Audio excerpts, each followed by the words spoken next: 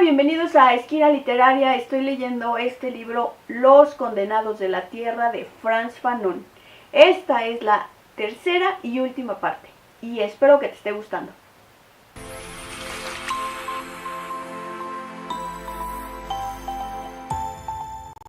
El racismo burgués occidental respecto del negro y del bicot es un racismo de desprecio, es un racismo empequeñecedor. La dictadura burguesa de los países subdesarrollados obtiene su solidez de la existencia de un dirigente. En los países subdesarrollados, la dictadura burguesa es el producto del poder económico de la burguesía. En esos países pobres, subdesarrollados, donde por regla general la mayor riqueza es al lado de la mayor miseria, el ejército y la policía son los pilares del régimen, un ejército y una policía que están aconsejados por expertos extranjeros.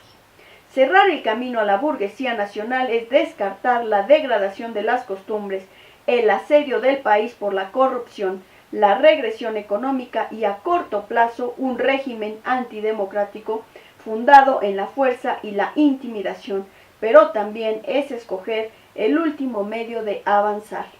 El partido es un instrumento en manos del pueblo. Es este el que determina la política que el gobierno aplica. El partido no debe ser jamás la simple oficina política donde se encuentran a sus anchas todos los miembros del gobierno y los grandes dignatarios del régimen.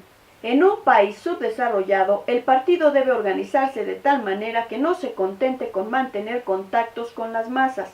El partido debe ser la expresión directa de las masas. Es necesario, antes que nada, desembarazarse de la idea muy occidental, muy burguesa y por tanto muy despreciativa de que las masas son incapaces de dirigirse. La experiencia prueba en realidad que las masas comprenden perfectamente los problemas más complicados.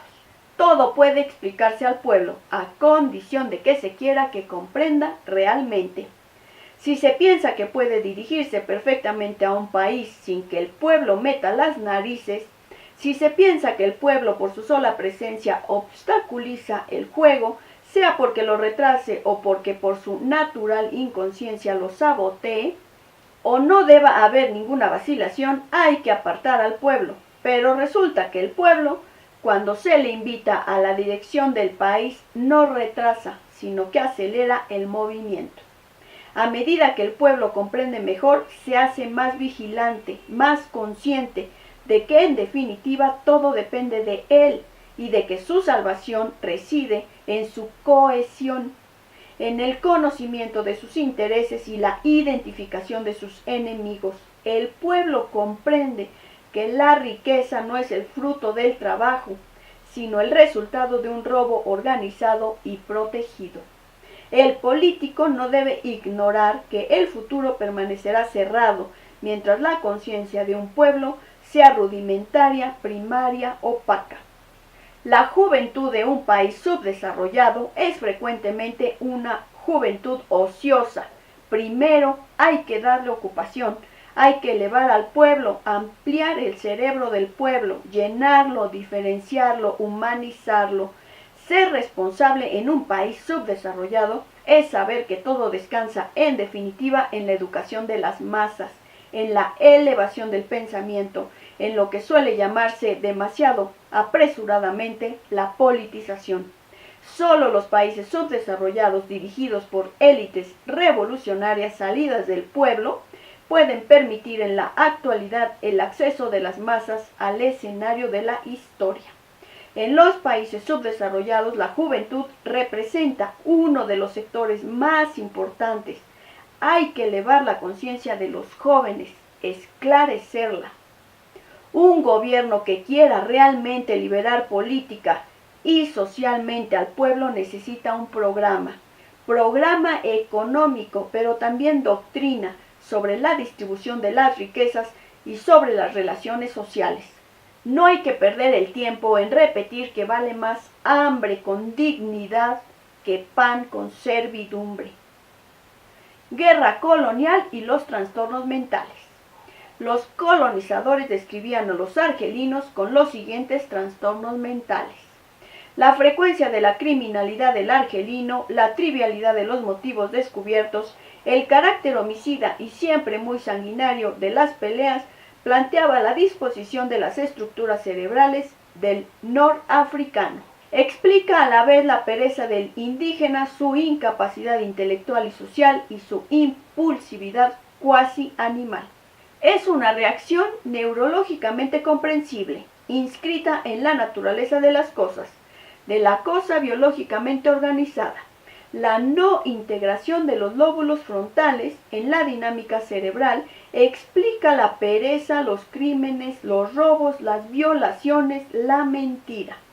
A esos seres naturales que obedecen ciegamente las leyes de la naturaleza hay que oponer cuadros estrictos e implacables.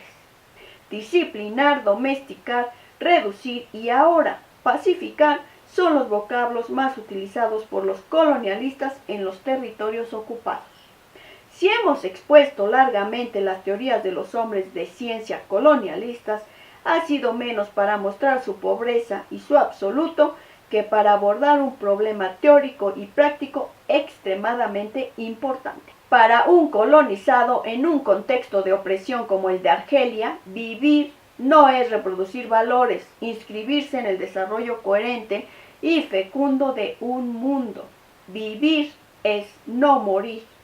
Sustraer comida, permitir que el borrego se coma la hierba del vecino. Hay que haber visto en Cabilia a hombres y mujeres ir a buscar tierra durante semanas al fondo del valle y subirla en pequeñas canastas para comprender que un robo es una tentativa de asesinato y no un gesto inamistoso o ilegal. Es que la única perspectiva en ese estómago cada vez más reducido, cada vez menos exigente, es cierto, pero que de cualquier manera hay que llenar. ¿A quién dirigirse? El francés está en la llanura con los policías, el ejército y los tanques. En la montaña solo hay argelinos. Allá arriba el cielo con sus promesas de ultratumba. Allá abajo los franceses con sus promesas bien concretas de prisión, de golpes, de ejecuciones. Forzosamente se recae sobre sí mismo. Aquí se descubre el núcleo de ese odio a sí mismo que caracteriza los conflictos raciales en las sociedades segregadas. La criminalidad del argelino, su impulsividad, la violencia de sus asesinatos no son, pues, la consecuencia de una organización del sistema nervioso ni de una originalidad de carácter, sino el producto directo de la situación colonial. En realidad, cada uno se suicidaba al lanzarse sobre el otro. Dejemos a esa Europa que habla del hombre al mismo tiempo que lo asesina donde quiera que lo encuentra. Hace 2 siglos que Europa ha detenido el progreso de los demás hombres y los ha sometido a sus designios y a su gloria. Europa ha asumido la dirección del mundo con ardor, con cinismo y con violencia. Hace 2 siglos, una antigua colonia europea decidió imitar a Europa. Lo logró hasta tal punto que los Estados Unidos de América se han convertido en un monstruo donde las tareas, las enfermedades y la inhumanidad de Europa han alcanzado terribles dimensiones. La apropiación directa de las mejores tierras, el desprecio que se tenía a la lengua árabe, la ocupación en masa de los puestos administrativos por los europeos, la condición de ciudadanos de segunda de los musulmanes hacían que la sociedad argelina fuese una de las más desposeídas del mundo colonial. La oposición a la guerra de Argelia empezó a cobrar forma a partir de 1956 y llegó a su clímax en 1961, año en que se publicó Los Condenados de la Tierra. Frantz Fanon nació en Fort-de-France, en la Martinica, en 1925, en una familia relativamente acomodada. Durante la Segunda Guerra Mundial, Fanon se alistó. Tenía poco más de 18 años. En 1945, durante la campaña de Francia, fue herido en combate y condecorado con la Cruz de Guerra. Los Condenados de la Tierra, obra clásica de la descolonización, se inscribe en la fila de un reducido número de obras que hicieron escuchar alta y fuerte la voz de los colonizados.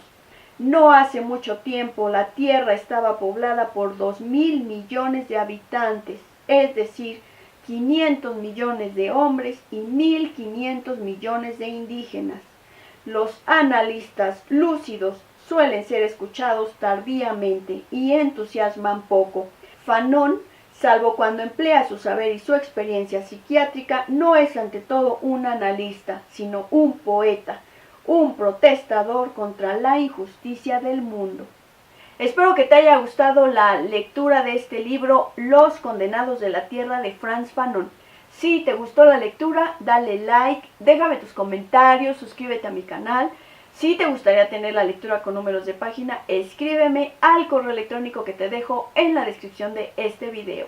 Sígueme en Facebook, muchas gracias por escucharme y nos vemos en la próxima lectura.